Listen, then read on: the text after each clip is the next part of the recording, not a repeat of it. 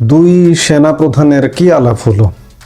দুই সেনাপ্রধান বলতে ভারত এবং বাংলাদেশের সেনাপ্রধান, দুই সেনাপ্রধান জেনারেল ওয়াকারুজ্জামান এবং জেনারেল উপেন্দ্র দ্বিবেদীর মধ্যে আজকে ফোন আলাপ হয়েছে। অবস্থাটা এমন, ভারতীয় অস্ত্র আমাদের দিকে এক প্রকার তাক করে আছে। সাম্প্রতিক সময়ে বাংলাদেশের ভারত বিরোধী চর্চা অনেক বেশি বেড়ে যাওয়া, শুধু তাই নয়, ভারতীয় স্থাপনা যেহেতু আমরা পৃথিবীর একটা স্বীকৃতিপ্রাপ্ত স্বাধীন দেশ, খুব স্বাভাবিকভাবে সারা পৃথিবীর সাথে আমাদের কূটনৈতিক সম্পর্ক আছে, ভারতের সাথে কূটনৈতিক সম্পর্ক আছে এবং সেই জায়গা থেকে ভারতীয় সম্পত্তিও বাংলাদেশে আছে। ভারতের বা যে কোনো দেশের দূতাবাসই সে দেশের সম্পত্তি। ভারতীয় দূতাবাস আমাদের এখানে আছে। ইতিমধ্যে ভারতীয় দূতাবাসে আমাদের এখানে হামলা হয়েছে, মানে ভারতীয় সম্পত্তির উপরে হামলা হয়েছে, মানে ভারতের উপরে হামলা হয়েছে। এই হামলা পরবর্তী সময়ে ভারত আরো বেশি আমাদের দিকে এক প্রকার অস্ত্র তাক করে বসে আছে। আর এই মুহূর্তে বাংলাদেশের সেনাপ্রধান জেনারেল ওয়াকারুজ্জামান এবং ভারতীয় সেনাপ্রধান জেনারেল উপেন্দ্র দ্বিবেদীর মধ্যে একটা ফোন আলাপ হয়েছে। মূলত বাংলাদেশের সেনাপ্রধান জেনারেল ওয়াকারুজ্জামান ভারতীয় সেনাপ্রধান উপেন্দ্র দ্বিবেদীকে আশ্বস্ত করেছেন যে আপনাদের যে সম্পদ বা সম্পত্তি বাংলাদেশে আছে, আমরা তা রক্ষা করতে বদ্ধপরিকর। কেন এ কথা বলা যায়? ঠেলায় পড়ে, কারণ বেশি বাড়াবাড়ি করলে কিন্তু ফুটিয়ে দেবে। বিষয়টা এখন এমন অবস্থা দাঁড়িয়েছে, ভারত আমাদের এখানে একটা গোলাও খরচ করবে না। ভারত যেগুলো করবে কূটনৈতিক নানা রকম পদক্ষেপ নেবে, বাণিজ্যিক পদক্ষেপ নেবে, সম্পর্কের পদক্ষেপ নেবে। কিন্তু আপনি যদি দূতাবাসে ঢুকে যান, দূতাবাসের কর্মীদের উপরে, কূটনীতিকদের উপরে অত্যাচার করেন, তাহলে তো খেলাটা একদম জমে যাবে। সেই জমানো খেলার জন্য ভারত কিন্তু ইতিমধ্যেই রেডি আছে। বাংলাদেশের জাতীয় নির্বাচনের আসলে আগ্রহ ছিল না প্রধান উপদেষ্টা ডক্টর মোহাম্মদ ইউনূসের সরকারের। চাপের মুখে রাজি হলেও আজকে দেশের যে অবস্থা অভ্যন্তরে, তাতে এবং নানা রকম হত্যা, অগ্নি, সন্ত্রাস, নানা রকম কর্মকাণ্ড যেভাবে চলছে, তাতে নির্বাচন একটা ভণ্ডুল করে দেওয়ারই পরিকল্পনা চলছে। আমি শুরুতেই বললাম যে ভারতের সাথে বাংলাদেশের ঐতিহাসিক সম্পর্কের নিদর্শন ছড়িয়ে আছে বলা যায় বাংলাদেশ জুড়ে। বাংলাদেশে বহু ভারতীয় সম্পত্তি মৌলবাদী আক্রমণের শিকার হয়েছে এই ইউনূস সরকারের আমলে। এর মধ্যে অন্যতম চট্টগ্রামের ভারতীয় দূতাবাস। জানা গেছে এবার স্থিতিশীলতা বজায় রাখার প্রসঙ্গে আলোচনা চলছে ভারত এবং বাংলাদেশের সেনাপ্রধানের মধ্যে।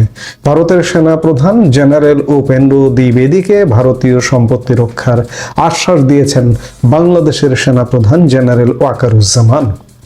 সর্বভারতীয় সংবাদ মাধ্যম CNN নিউজ 18-এর খবরে খানিক আগে, কয়েক ঘন্টা আগে একটা খবরে বলা হয়েছে, প্রতিবেশী দেশে সাম্প্রতিক উত্তেজনার মধ্যেই স্থিতিশীলতা নিশ্চিত করতে ভারত ও বাংলাদেশের সেনাপ্রধানরা সরাসরি আলোচনা করছেন। বাংলাদেশের সেনাপ্রধান জেনারেল ওয়াকারুজ্জামান ভারতীয় সেনাপ্রধানকে আশ্বস্ত করেছেন সম্পদের নিরাপত্তার বিষয়ে। জানা গেছে ওয়াকার আশ্বস্ত করেছেন বাংলাদেশে থাকা সমস্ত ভারতীয় সম্পদ নিরাপদ থাকবে। দেশের অভ্যন্তরে উত্তেজনা বাড়লেও নিরাপত্তা বজায় রাখার প্রশ্নে ঢাকার প্রতিশ্রুতির কথা তুলে ধরেছেন তিনি। ভারতীয় সংবাদ মাধ্যম আরো বলছে, ভারত বিরোধী নেতা শরীফ ওসমান হাদির মৃত্যুর পরে দেশব্যাপী অস্থিরতা তৈরি হয়েছে। প্রথম আলো এবং দ্য ডেইলি স্টারের অফিসে আগুন লাগিয়ে দেয় বিক্ষোভকারীরা। ময়মনসিংহে হিন্দু যুবক দীপু দাসের হত্যার ঘটনা বাংলাদেশের পরিস্থিতিকে আরো খারাপ করেছে। অভিযোগ উঠেছে ইউনূস প্রশাসনের নিষ্ক্রিয়তার জেরেই পরিস্থিতি এতটা ভয়াবহ আকার নিয়েছে। প্রশ্নের মুখে বাংলাদেশের নির্বাচন। ভারত বারবার বাংলাদেশে গণতান্ত্রিক পদ্ধতিতে নির্বাচনের উপর জোর দিয়েছে, স্বচ্ছ নির্বাচনের প্রতি দায়বদ্ধতার কথা জানিয়েছে। কিন্তু রাজনৈতিক মহলের আশঙ্কা, অনির্দিষ্টকালের জন্য নির্বাচন পিছিয়ে দিতেই গভীর ষড়যন্ত্র চলমান রয়েছে। বাংলাদেশের সরকারে ইউনূস আসার পর থেকেই ভারতের সঙ্গে সম্পর্ক ক্রমশ খারাপ হয়েছে। বিভিন্ন সময়ে বাংলাদেশের অভ্যন্তরের সমস্যার জন্য ভারতের দিকে আঙ্গুল তুলেছে বাংলাদেশের নেতারা। এই অবস্থায় দুই দেশের সেনা প্রধানের আলোচনা অত্যন্ত গুরুত্বপূর্ণ।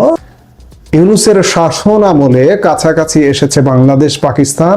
এমন অবস্থায় বাংলাদেশে থাকা ভারতীয় সম্পত্তি রক্ষায় সেনা প্রধানের বার্তার মধ্যে আসলে ইউনূস বিরোধিতার প্রচ্ছন্ন সুর খুঁজে পাচ্ছেন কোন মহল। অর্থাৎ ইউনূসের এই কর্মকাণ্ড, নিয়ন্ত্রণহীন কর্মকাণ্ডে সেনাবাহিনীও সংক্ষুব্ধ, ক্ষুব্ধ, এমনটাই বোঝাতে চেয়েছেন যে দেশে যাই হোক, সেনাপ্রধান জেনারেল ওয়াকারুজ্জামান এমনটাই বলেছেন যে দেশে যাই হোক আমরা আপনাদের সম্পদ রক্ষা করব, সুরক্ষা করব, সেটি আমাদের দায়িত্ব। কেন আমাদের দিকে অস্ত্র তাক করা এতদিন পরে কি টনক নড়লো? টনক নড়ছে। আমরা বলতে চাই ভারতীয় সম্পদ শুধু নয়, বাংলাদেশের প্রতি ইঞ্চি মাটি রক্ষা করার এই মুহূর্তে দায়িত্ব পড়ে গেছে বাংলাদেশ সেনাবাহিনীর। বাংলাদেশ সেনাবাহিনী দায় এড়াতে পারে না। দায় যদি এড়ায়, এই দায়ের একদিন জবাবদিহি করতেই হবে। কাজে আমরা প্রত্যাশা করব যে ভারতীয় সম্পত্তি যেমন রক্ষা করবেন, ভারতীয় গোলা বা বোমার হাত থেকে, আক্রমণের হাত থেকে যেমন বাংলাদেশকে রক্ষা করা আপনার দায়িত্ব, আপনাদের দায়িত্ব, ঠিক তেমনি 5 আগস্ট পরবর্তী সময়ে দায়িত্ব নিয়েছেন, দায়িত্ব পালন করেননি। আজকে বাংলাদেশের প্রতিটি ইঞ্চি রক্ষা করার দায়িত্ব আপনাদের। সেটা কিভাবে করবেন? আপনাদের শাসনে করবেন, নাকি আমি বারবার প্রতিটি ভিডিওতে এখন বলছি যে 111-এর মতো একটা ফখরুদ্দিন সরকারের মতো, জেনারেল মঈনুল আহমেদ যেভাবে সমর্থন দিয়ে একটা খুব স্ট্রিক্ট, একটা শক্ত সরকার করেছিল, সেরকম একটি সরকার হলেও ওয়াকারুজ্জামান আপনার দায়িত্ব বাংলাদেশকে রক্ষা করা। না হলে বাংলাদেশ নিজে অভ্যন্তরীণভাবে রক্ষা পাবে না, ভারতের আক্রমণের হাত থেকেও রক্ষা পাবে না। বাংলাদেশ কিন্তু সেদিকেই যাচ্ছে। ভারত ও বাংলাদেশের সম্পর্ক একটা রোলার কোস্টার রাইডের মধ্য দিয়ে যাচ্ছে। সবশেষ ওসমান হাদির উপর হামলা এবং তার মৃত্যুকে ঘিরে বাংলাদেশে ভারত বিরোধী প্রচার দেখা যাচ্ছে। এমন প্রেক্ষাপটে ভারতের লোকসভায় দেশটির পররাষ্ট্র বিষয়ক সংসদীয় স্থায়ী কমিটির এক বিস্ফোরক রিপোর্ট জমা পড়েছে।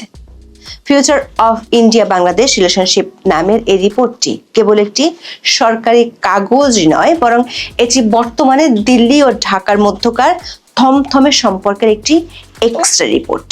রিপোর্টে ভারত ও বাংলাদেশের মধ্যকার এলিফ্যান্ট ইন দ্য রুম বা গুরুত্বপূর্ণ ইস্যুগুলোতে 33টি সুপারিশ করা হয়েছে।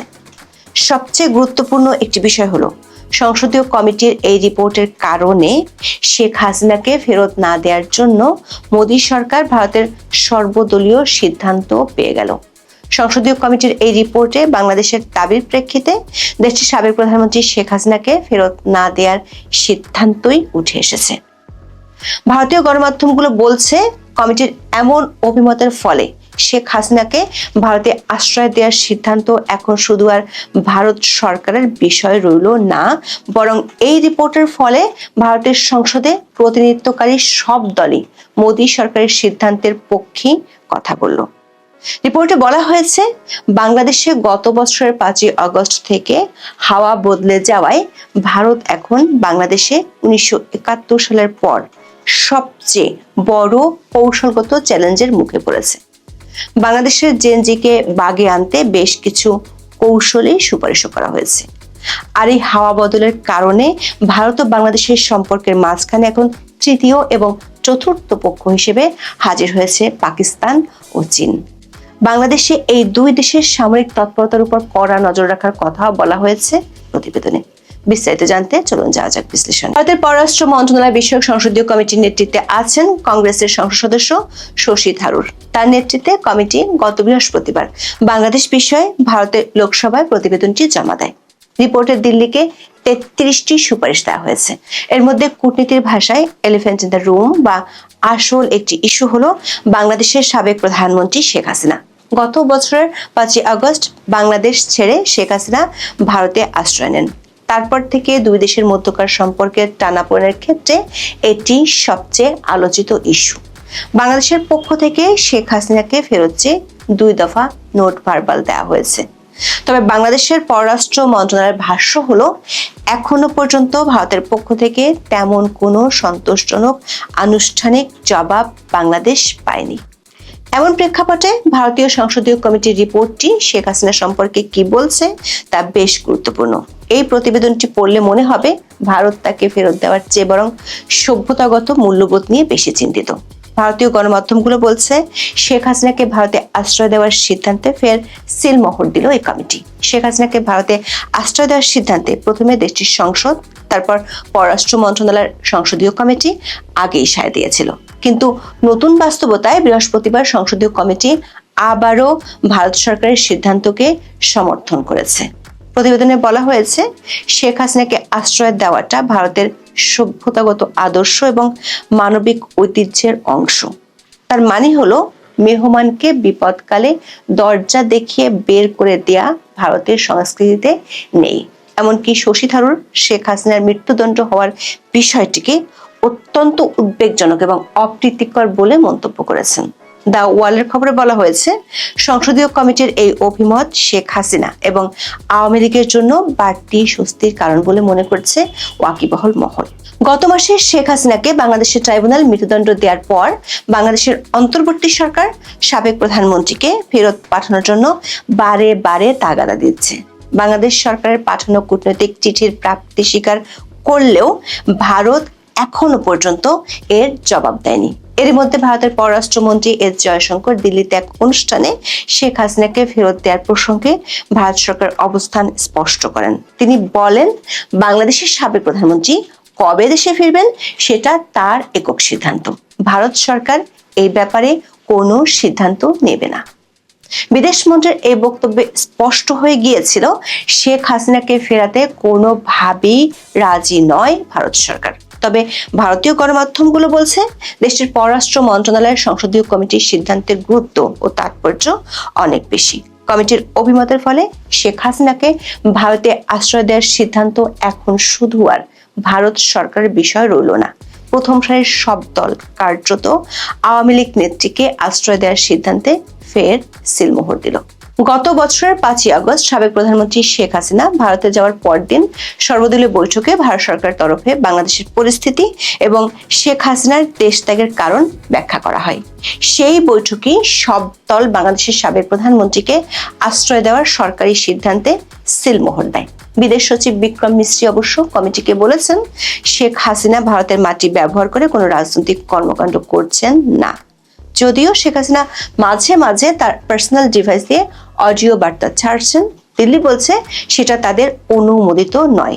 মোদ্দা কথা হলো, বর্তমান প্রেক্ষাপটে তাকে ফেরত দেওয়ার কোনো ইঙ্গিত এই প্রতিবেদনে নেই। ভারতীয় সংসদীয় কমিটি তাদের রিপোর্টে বাংলাদেশের বর্তমান পরিস্থিতি কমপ্লেক্স অ্যান্ড ইভলভিং অর্থাৎ জটিল এবং বিবর্তিত বলে মন্তব্য করেছে। বাংলাদেশের সংখ্যালঘুদের উপর আক্রমণের বিষয়ে ভারত সরকার উদ্বিগ্ন বলে জানানো হয়েছে। শশী থারুর প্রতিবেদনের শুরুতেই ভারত এক বিশাল বড় স্টেটমেন্ট দিয়েছে। তারা বলছে, ভারত এখন বাংলাদেশে 1971 সালের পর সবচেয়ে বড় কৌশলগত চ্যালেঞ্জের মুখে দাঁড়িয়ে আছে। মজার ব্যাপার হলো, রিপোর্টে 1971 এবং 2025-এর মধ্যে একটা দারুণ তুলনা টানা হয়েছে। সংসদীয় কমিটি বলছে, 1971 সালে চ্যালেঞ্জ ছিল অস্তিত্ব রক্ষার, একটা নতুন জাতির জন্মের মানবিক সংকট। কিন্তু 2025-এর সংকটটা আরো সূক্ষ্ম এবং সম্ভবত আরো গভীর। তারা একে বলছেন প্রজন্মগত বিচ্ছিন্নতা বা জেনারেশনাল ডিসকন্টিনিউটি। সোজা বাংলায় বাংলাদেশের নতুন প্রজন্ম বা জেনজির সাথে দিল্লির একটা বড় গ্যাপ তৈরি হয়েছে। রিপোর্টে একটি সতর্ক বার্তা দেওয়া হয়েছে, যা বেশ কড়া। যদি ভারত এখনই তাদের নীতি পুনর্মূল্যায়ন না করে, তবে তারা ঢাকাতে কোনো যুদ্ধ ছাড়াই স্রেফ অপ্রাসঙ্গিক হয়ে যাওয়ার ঝুঁকিতে পড়তে পারে। রিপোর্টে ডিজিটাল যুগের রাজনীতিকেও গুরুত্ব দেওয়া হয়েছে। আগে রাজনীতি হতো পোস্টার আর মিছিলে, এখন সেটা চলে গেছে মোবাইল স্ক্রিনে, যাকে বলা হচ্ছে মিমিফাইড পলিটিক্স। বাংলাদেশের তরুণ প্রজন্ম র‍্যাপ গান, গ্রাফিতি আর ভাইরাল মিমের মাধ্যমে তাদের ক্ষোভ প্রকাশ করছে। নাটক কম করো প্রিয় বা মব রিপাবলিকের মতো ভাইরাল হওয়া বিষয়গুলো ভারত লক্ষ্য করেছে। সেজন্য রিপোর্টের সুপারিশে বলা হয়েছে অবৈধ অনুপ্রবেশ ঠেকাতে এবং ভুল করে যাতে কোনো ভারতীয়কে বাংলাদেশে পুশিং করা না হয় সেজন্য একটি যৌথ মেকানিজম তৈরি করা দরকার। আর সংসদীয় প্রতিনিধি দল এবং মিডিয়া এক্সচেঞ্জ বা সাংস্কৃতিক বিনিময়ের মাধ্যমে সম্পর্ককে ফের চাঙ্গা করার কথা উল্লেখ আছে রিপোর্টে। ভারতীয় সংসদীয় কমিটির রিপোর্ট বলছে পাকিস্তান ও চীনের ভূত এখন ভারতের নতুন মাথা ব্যথার কারণ হয়ে দাঁড়িয়েছে। ভারত উদ্বেগের সাথে লক্ষ্য করছে বাংলাদেশের বর্তমান অন্তর্বর্তী সরকার পাকিস্তান এবং চীনের সাথে সম্পর্ক ঘনিষ্ঠ করার চেষ্টা করছে, যা ভারতের জন্য একটি ডাবল স্কুইজ পরিস্থিতি। বিশেষ করে কয়েকটি প্রজেক্ট ভারতের চিন্তার কারণ হয়ে দাঁড়িয়েছে। এগুলো হলো পেকুয়া সাবমেরিন ঘাঁটি, মোংলা বন্দর ও লালমনিরহাট বিমান ঘাঁটি। চীনের সহায়তায় এই প্রজেক্টগুলো ভারতের চিকেন স্নেক করিডোরের খুব কাছে হওয়াতে দিল্লি বেশ টেনশনে আছে। কয়েক দশকের শীতলতার পর ঢাকা ইসলামাবাদ সম্পর্কে নতুন মেরুকরণ এবং ছাত্র নেতাদের অনেকের ভারত বিরোধী বা সেভেন সিস্টার্স নিয়ে করা মন্তব্য দিল্লিকে চরম ক্ষুব্ধ করেছে। প্রতিবেদনের সুপারিশে বলা হয়েছে বাংলাদেশের মাটিতে যেন চীন ও পাকিস্তানের মতো বিদেশি শক্তি সামরিক পদচিহ্ন না থাকে তা কড়াভাবে মনিটর করতে হবে। পাশাপাশি ভুল তথ্য বা ভারত বিরোধী ন্যারেটিভ মোকাবেলার জন্য নতুন ব্যবস্থা নিতে হবে। দর্শক, ভারতের এই রিপোর্ট থেকে একটা বিষয় পরিষ্কার, তারা বাংলাদেশ ইস্যুতে নতুন কৌশলগত পথে হাঁটা শুরু করেছে।